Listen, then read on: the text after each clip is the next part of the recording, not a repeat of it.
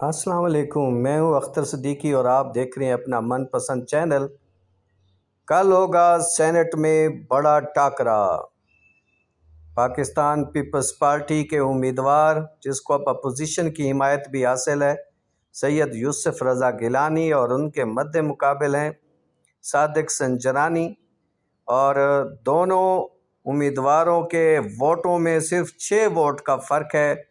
Opposition کے 6 vote زیادہ ہیں، جبکہ حکومت جو اس وقت تحریک انصاف کی ہے ان کے پاس جو وہاں ووٹ ہیں وہ 6 ووٹ کم ہیں۔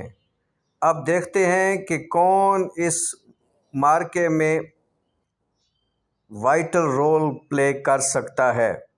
تو ایسے میں آپ کو بتاتے چلیں کہ سینٹ کے چیئرمین کا انتخاب کل ہونے جا رہا ہے، جس میں آزاد ممبر جو ہیں ان کی اہمیت بہت زیادہ بڑھ گئی ہے، اور ظاہری سی بات ہے دونوں دھڑے اپوزیشن بھی اور حکومت بھی ان آزاد امیدواروں کو اپنے ساتھ ملانے کی کوشش کریں گے۔ یہ کوشش ایسے نہیں ہوگی، ظاہری بات ہے کچھ دے دلا کے ہی یہ معاملہ حل ہوگا۔ اور نون لیگ کے احسن اقبال کہتے ہیں کہ 47 اور 53 میں فرق خود دیکھ لیں۔ اگر حکومت 53 ووٹ لے جاتی ہے اور اس کے پاس ہیں 47، تو سمجھ لیں کہ پھر ہارس ٹریڈنگ ہوئی ہے۔ وہ کہتے ہیں کہ جب ان کی مرضی کی چیز ہو تو یہ قبول کر لیتے ہیں، مرضی کی چیز نہ ہو تو پھر اس چیز کو گٹر میں پھینک دیتے ہیں۔ اب یہ بہت ہی مشکل مرحلہ، جس کے حوالے سے شبلی فراز پہلے ہی دعویٰ کر چکے ہیں کہ اب یہ انتخاب چیئرمین سینٹ کا صادق سنجرانی ہی فاتح ہوں گے۔ فواد چودھری کہتے ہیں کہ سینٹ انتخابات میں بہت گند ہو گیا ہے اور ایسے معاملات ہو گئے ہیں کہ تماشا بن کے رہ گیا ہے، اور کل کا دن انتہائی اہمیت کا حامل۔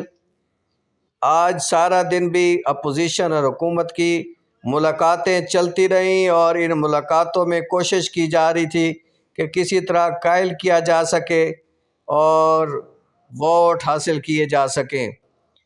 کل کا دن بہت اہم۔ اس کے ساتھ ساتھ آپ کو یہ بھی بتائیں کہ یوسف رضا گیلانی کے خلاف الیکشن کمیشن میں اور اسلام آباد ہائی کورٹ میں دائر درخواستیں خارج ہو گئی ہیں، اور اب معاملہ ایک بار پھر سپریم کورٹ جا سکتا ہے۔ دوسری جانب سپریم کورٹ نے 16 تاریخ کو ڈسکا کے معاملے پر بھی سماعت کرنی ہے۔ دیکھیں گے کہ 16 تاریخ کو عدالت کیا حکم جاری کرتی ہے۔ الیکشن کمیشن اپنا ریکارڈ جمع کرائے گا، اس کے بعد پھر اس بارے میں فیصلہ سامنے آ سکے گا۔ تو آزاد ارکان کو قابو کرنے کے لیے ایک طرف زرداری نے اپنے پتے پھینک دیے ہیں، اور دوسری طرف حکومت بھی اپنی کوششوں میں مصروف ہے۔ وزیر اعظم عمران خان سے اتحادی رہنماؤں نے آج ملاقات کی ہے، اور ان کے وزیر اعظم شپ پر جو ہے مکمل اعتماد کا اظہار کیا ہے، اور انہوں نے کہا ہے کہ ہم آپ کے ساتھ ہیں، حکومت کے ساتھ کھڑے تھے، کھڑے ہیں اور کھڑے رہیں گے۔ جبکہ ایم کیو ایم کا کہنا ہے کہ انہوں نے ابھی جو ہے وہ چیئرمین سینٹ کے لیے ووٹ کس کو دینا ہے اس بارے میں فیصلہ نہیں کیا ہے، تاہم وہ حکومت میں کھڑے ہیں، اور یوسف رضا گیلانی کو ووٹ دینے کے امکانات کم ہیں۔ یہ بات کی ہے خالد مقبول صدیقی نے۔ اب کل کیا ہوگا؟ اور بظاہر تو اپوزیشن جیت رہی ہے، مگر پھر وہی کام ہو سکتا ہے جو کچھ عرصے پہلے ہوا، اور سینٹ میں اپوزیشن کو سبکی کا سامنا کرنا پڑا، اور تحریک انصاف اپنے صادق سنجرانی کو چیئرمین سینٹ منتخب کرانے میں کامیاب ہوئی۔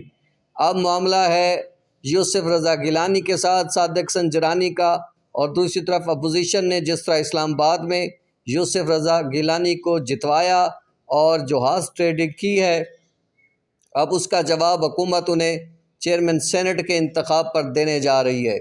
دیکھتے ہیں کہ کیا ہوتا ہے۔ اور آپ بھی دیکھیے، ہم بھی دیکھ رہے ہیں، اور جس کی بھی فتح ہوگی وہ آپ کے سامنے لے آئیں گے۔ زیادہ امکان صادق سنجرانی کا ہے کہ وہ چیئرمین سینٹ بننے میں کامیاب ہو جائیں گے۔